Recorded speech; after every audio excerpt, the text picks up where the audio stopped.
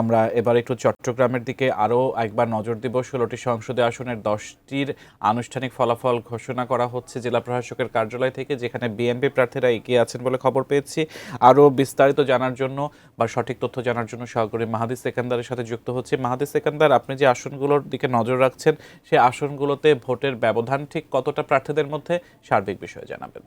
এই মুহূর্তে চট্টগ্রাম জেলা প্রশাসকের কার্যালয়ের সম্মেলন কক্ষে তিনি এখানে ফলাফল যে আসনগুলো রয়েছে 16টি, সেটি পেলেই তিনি এখানে ব্রিফ করছেন গণমাধ্যমের সাথে। আমরা সেসব ফলাফল পাচ্ছি সরকারিভাবে ঘোষিত ফলাফল, তবে তার বাইরে বেসরকারিভাবে যে ফলাফল রয়েছে সেখানে 16টি আসনের মধ্যে 14টি আসনের প্রার্থী নির্বাচনের যে বিষয়টি সেটি আমার কাছে আছে। চট্টগ্রাম 1-এ বিএনপি প্রার্থী তিনি বিজয় হয়েছেন। চট্টগ্রাম 3-এ সন্দ্বীপে সেখানেও বিএনপি প্রার্থী। চট্টগ্রাম 4 আসনে বিএনপির প্রার্থী।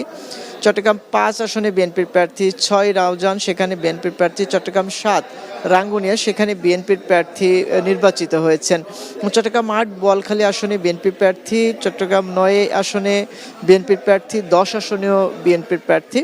চট্টগ্রাম 11 আসনে বিএনপির আমির খসরু মাহমুদ চৌধুরী, তিনি বিএনপির স্থায়ী কমিটির সদস্য, তিনিও বেসরকারিভাবে নির্বাচিত হয়েছেন। চট্টগ্রাম 12 পটিয়া আসনে বিএনপির এনামুল হক এনাম। চট্টগ্রাম 15 সাতকানিয়া লোহাগড়া আসনে সেখানে জামায়াতের প্রার্থী শাহজাহান চৌধুরী, তিনি প্রাথমিকভাবে নির্বাচিত হয়েছেন। 16 আসনে চট্টগ্রামে জামায়াতের প্রার্থী অধ্যক্ষ জহুরুল ইসলাম, তিনিও বেসরকারিভাবে নির্বাচিত হয়েছেন। এর পাশাপাশি আমি একটু গণভোট, যেহেতু দুটি নির্বাচন, জাতীয় নির্বাচন এবং গণভোট, জেলা রিটার্নিং যিনি কর্মকর্তা তিনি কয়েকটি আসনের গণভোটের প্রাপ্ত ফলাফল এখন পর্যন্ত সেটি নিয়ে দিয়েছেন।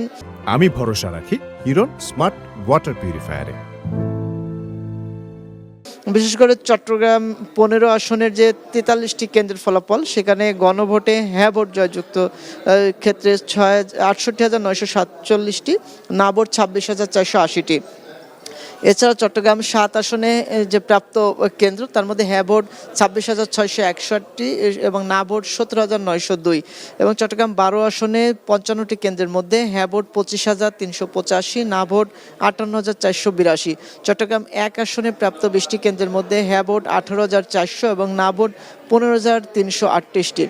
চট্টগ্রাম 3 আসনের ক্ষেত্রেও 19টি প্রাপ্ত কেন্দ্রের মধ্যে 13,988টি হ্যাঁ ভোট এবং না ভোট 6,665। অর্থাৎ হ্যাঁ ভোট না ভোটের ক্ষেত্রেও কিন্তু ভোটের ব্যবধানটা খুব বেশি নয়। সেক্ষেত্রে প্রাপ্ত অন্যান্য যে কেন্দ্র রয়েছে সেগুলো আসলে এই হ্যাঁ এবং না ভোটের ক্ষেত্রেও কিন্তু একটি প্রতিদ্বন্দ্বিতাপূর্ণ যে অবস্থান সেটিও আসতে পারে। চট্টগ্রামের যে 16টি আসন রয়েছে সেসব আসনের কেন্দ্রের প্রাপ্ত ফলাফল অনুযায়ী। তো এখন পর্যন্ত বলাই যায় চট্টগ্রামের 16টি যে আসন রয়েছে তার ভিতর যে 14টি আসনের কথা বললাম, সেখানে 12টিতে বিএনপির বেসরকারিভাবে ধানের শীষ প্রতীকের প্রার্থীরা এগিয়ে, অর্থাৎ বিজয়ী হতে যাচ্ছেন এবং বেসরকারিভাবে বিজয়ী, এবং 2টি আসনে জামায়াতের প্রার্থী বিজয়ী হচ্ছেন।